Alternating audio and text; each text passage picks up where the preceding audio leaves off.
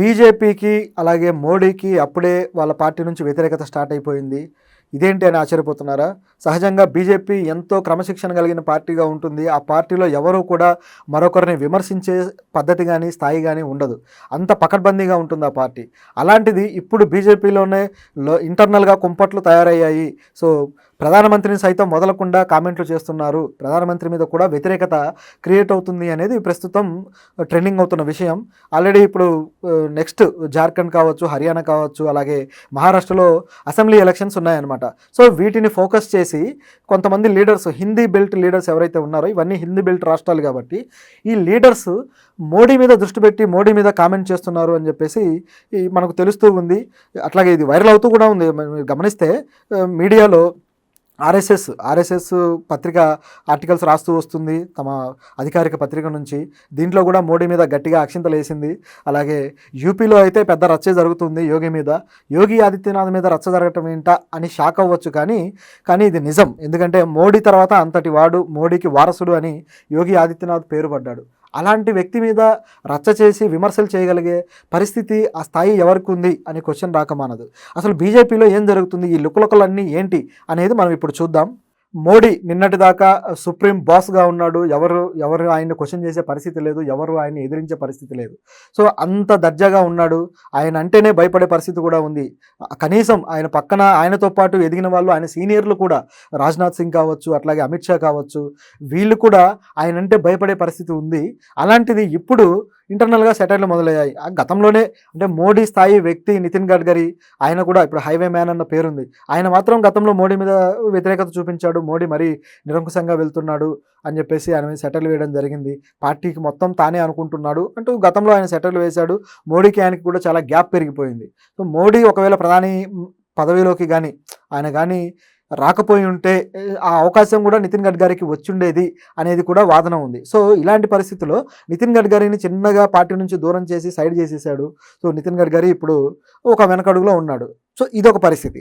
So ఇప్పుడు మాత్రం అలా లేదు. ఎప్పుడైతే బీజేపీ తన సీట్లు కోల్పోయి, తన పట్టు కోల్పోయిందో, ప్రతిపక్షం బలంగా తయారైందో, ఆ తర్వాత మోడీ అంటే అబ్కీ బార్ 400 పార్ అని చెప్పేసి మోడీ నినాదం తీసుకున్నా కూడా ఆ నినాదం ఫెయిల్ అయింది. సో ఆ సీట్లన్నీ పోయేసరికి ఇక మోడీ కూడా ఈయన బలమేం లేదు అని చెప్పేసి మోడీని కూడా జనాలు టార్గెట్ చేయడం మొదలుపెట్టారు. సో వాళ్ళ పార్టీలోనే ఇప్పటిదాకా మోడీ ఫేస్ చూపించి, మోడీ పేరు చెప్పి ఓట్లు అడుక్కుంటూ వచ్చారు. ఇప్పుడు మాత్రం మోడీ ఫేస్ చూపిస్తే చల్లదు అని చెప్పేసి వాళ్ళకు కూడా అర్థమైపోయింది. సో ఆ విధంగా ఇప్పుడు రీసెంట్గా మోడీ మీద వచ్చిన వ్యాఖ్య ఏంటంటే, ఆర్ఎస్ఎస్ చీఫ్ ఉన్నారు కదా మోహన్ భగవత్, ఆయన ఒక మీట్లో అంటే డైరెక్ట్గా మోడీ పేరు చెప్పకుండా కొన్ని వ్యాఖ్యలు చేశాడు. సో ఆ వ్యాఖ్యలు బట్టి చూస్తే అది మోడీనే అన్నట్టుగా తెలుస్తుంది. ఏమన్నాడంటే, ఎవరు కూడా భగవంతుడు అవ్వలేరు, నేను భగవంతుణ్ణి, నేను సుప్రీంని, లేదా నేను దేవుణ్ణి, దైవాంశ సంభూతుణ్ణి అని ఫీల్ అయితే ఎవరైనా సరే వాళ్లకు పతనం తప్పదు, ఎవరు అలా అవ్వలేరు, దేవుడి కన్నా ఎక్కువ ఎవరు కాదు అని చెప్పేసి కొన్ని వ్యాఖ్యలు చేశాడు. సో ఈ వ్యాఖ్యలు మీకు గుర్తున్నాయా? ఇలాంటి వ్యాఖ్యలే, నేను దేవుణ్ణి, లేదా దేవుడు నన్ను పలానా పని మీద పంపించాడు, నేను దేవుడితో మాట్లాడతాను అన్నట్టుగా మోడీ ఒక ఇంటర్వ్యూలో చెప్పుకున్నాడు. ఇదే విషయం మీద రాహుల్ గాంధీ పార్లమెంట్లో సెటర్లు వేసి అందరినీ నవ్వించాడు కూడా. సో ఇదే విషయం మీద ఇప్పుడు మళ్ళీ ఈ మోహన్ భగవత్ కూడా వ్యాఖ్యానించడం జరిగింది. అసలు ఆర్ఎస్ఎస్ చీఫ్ అంటేనే, ఇప్పుడు ఆర్ఎస్ఎస్ సంఘ్ పరివార్ అంటేనే బీజేపీకి అదొక గ్రౌండ్ లెవెల్లో చాలా బలమైన వేర్ల లాంటిది, రూట్స్ లాంటిది. సో వాళ్ళే ప్రజల్లోకి కార్యకర్తలను తీసుకెళ్తారు, వాళ్ళే ప్రజల్లోకి అన్ని ఈ మోడీ బలం కావచ్చు, బీజేపీ బలాన్ని కావచ్చు ప్రచారం చేస్తూ ఉంటారు. సో ఎలక్షన్లో వాళ్ళ పాత్ర చాలా కీలకంగా ఉంటుంది. అలాంటి ఆర్ఎస్ఎస్ ఈసారి మాత్రం ఈ వ్యాఖ్యలు చేయడం తోటి మనకు అర్థమయ్యేది ఏంటంటే, ఈసారి మోడీతోటి ఆర్ఎస్ఎస్కి గ్యాప్ వచ్చేసింది. అంటే బీజేపీతో రావడం కాదు, మోడీతో వచ్చింది అన్నది ఒకటి తెలుస్తూ ఉంది. సో దాంతో ఈసారి ఎలక్షన్స్లో సరిగ్గా ఆర్ఎస్ఎస్ బాధ్యతలు తీసుకోకపోవచ్చు, యాక్టివ్గా గ్రౌండ్ లెవెల్లో పనిచేయకపోవచ్చు అన్న వాదన వినిపిస్తుంది. అంటే ఈ అసెంబ్లీ ఎలక్షన్స్ ఉన్నాయి కదా, మహారాష్ట్రవి, ఈ హర్యానావి, ఇవి. సో ఆర్ఎస్ఎస్ పద్ధతి ఈ విధంగా ఉందంటే మోడీకి దెబ్బ పడక తప్పదు. ఎందుకంటే ఇప్పుడు అసెంబ్లీ ఎలక్షన్లో పొరపాటున సరిగ్గా గవర్నమెంట్ ఏర్పాటు చేయకపోతే ఆ రాష్ట్రాల్లో ఇబ్బంది ఎదుర్కోక తప్పదు. ఇదే విషయం మీద ఆర్ఎస్ఎస్ తమ పత్రికలో వ్యాఖ్యలు కూడా చేసింది, ఒక ఆర్టికల్ రాసింది. ఈ ఆర్టికల్లో ఏముందంటే, మోడీ చేసిన తప్పులు, బీజేపీ చేసిన తప్పుల్ని ఎండగడుతూ వాళ్ళు ఆర్టికల్ రాశారు. ఇందులో ముఖ్యంగా మహారాష్ట్రలో ఏదైతే ఏక్నాథ్ షిండే శివసేన ఉందో ఈ చీలిక సరైంది కాదు. ఈ చీలిక వల్ల ఆల్రెడీ ఏక్నాథ్ షిండే చీల్చాడు. తర్వాత బీజేపీ మద్దతుతో ఆయన సీఎం అయ్యాడు. ఆ తర్వాత మళ్ళీ బీజేపీ నుంచి ఒక సీఎంని తీసుకురావడం జరిగింది. ఆ తర్వాత మళ్ళీ ప్రస్తుతం ఆయన సీఎంగా ఉన్నాడు. ఇదంతా గందరగోళం జరిగింది. సో ఈ గందరగోళం తర్వాత అసలు ఈ విషయంలో ప్రజలు కన్సర్న్తో లేరు. ప్రజలు దీన్ని నెగిటివ్గానే చూస్తున్నారు. ఈ చీలిక ఏదైతే ఉందో దీన్ని ప్రజలు మాత్రం చాలా తీవ్రంగా ఖండిస్తూ వస్తున్నారు అనేది ప్రజల దృష్టిలో ఇది సరిగ్గా లేదు అనేది ఈ ఆర్ఎస్ఎస్ పత్రిక చెప్తూ వస్తుంది. సో దీన్ని కన్సిడర్ చేయాల్సిన పరిస్థితి అయితే ఉంది. ఎందుకంటే ప్రజలు వ్యతిరేకంగా ఉన్నారంటే ఏక్నాథ్ షిండేకి కానీ అలాగే దాన్ని చీల్చిన బీజేపీకి కానీ మహారాష్ట్రలో దెబ్బ పడక తప్పదు అనేది ఒక అంచనా. సో ఇదిలా ఉంది. అలాగే ఇక మిగతా రాష్ట్రాల్లో కూడా ఇదే పరిస్థితి ఉంది. తెలంగాణలో కూడా కాంగ్రెస్ గవర్నమెంట్ వచ్చింది. కాంగ్రెస్ గవర్నమెంట్ రావడానికి కారణం కూడా బీజేపీనే. బీజేపీ సరిగ్గా యాక్టివ్గా ఉండుంటే ఎక్కువ సీట్లు వచ్చి ఉండేవి, కానీ అక్కడ కూడా తప్పు చేశారు. అట్లాగే తెలంగాణలో ముఖ్యంగా బయట అవుటర్స్ ఎవరైతే ఉన్నారో బయట నుంచి వచ్చిన వాళ్ళకి ప్రాధాన్యత ఇవ్వడము, మన ఈటెల రాజేందర్కి పార్టీలో కీలకమైన పదవులు ఇచ్చి ఆయన పెద్దవాడిని చేయడంతో ఎవరైతే సంఘ్ పరివారం నుంచి లీడర్స్గా వచ్చారో, ఎవరైతే గ్రౌండ్ లెవెల్ నుంచి బీజేపీ కష్టపడుతూ వచ్చారో వీళ్ళని పట్టించుకోకపోవడంతో ఇక్కడ ఈ పార్టీ విమర్శ ఎదుర్కొంటుంది. ఇది సరైన పద్ధతి కాదు. ఇదంతా కూడా మోడీ అమిత్ షా రాజకీయం తప్పితే బీజేపీ రాజకీయం కాదు.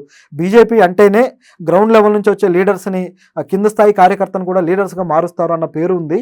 కానీ ఇప్పుడు జరుగుతుంది మాత్రం ఈ రాజకీయం కాదు అంటూ ఆర్ఎస్ఎస్ పత్రిక గట్టిగా అక్షింతలేసింది.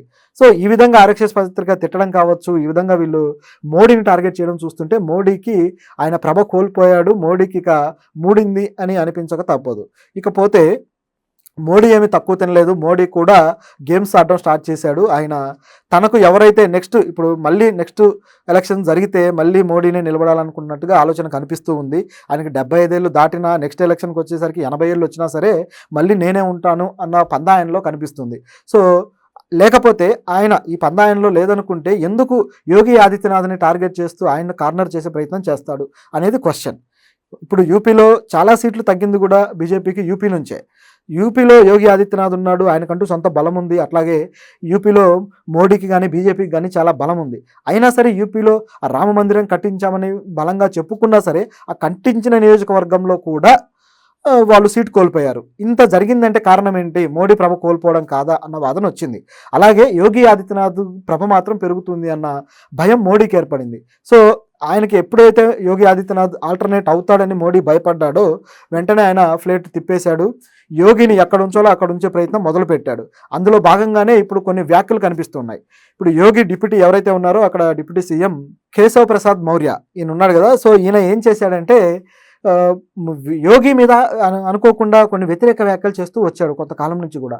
ఎందుకు యోగి మీద వ్యతిరేక వ్యాఖ్యలు చేశాడు అంటే ఈయనకు అంత పవర్ ఉందా?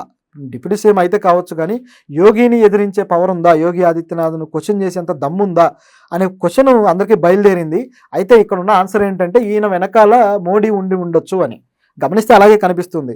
ఎందుకంటే యోగి ఆదిత్యనాథ్ తప్పుల్ని ఇప్పుడు కానీ ఎండగడితే ఇక యోగి సెంట్రల్ లెవెల్లో ఆయన ప్రభ కోల్పోతాడు. ఇక్కడ స్టేట్లో కూడా కొంత ప్రభ తగ్గే అవకాశం ఉంది.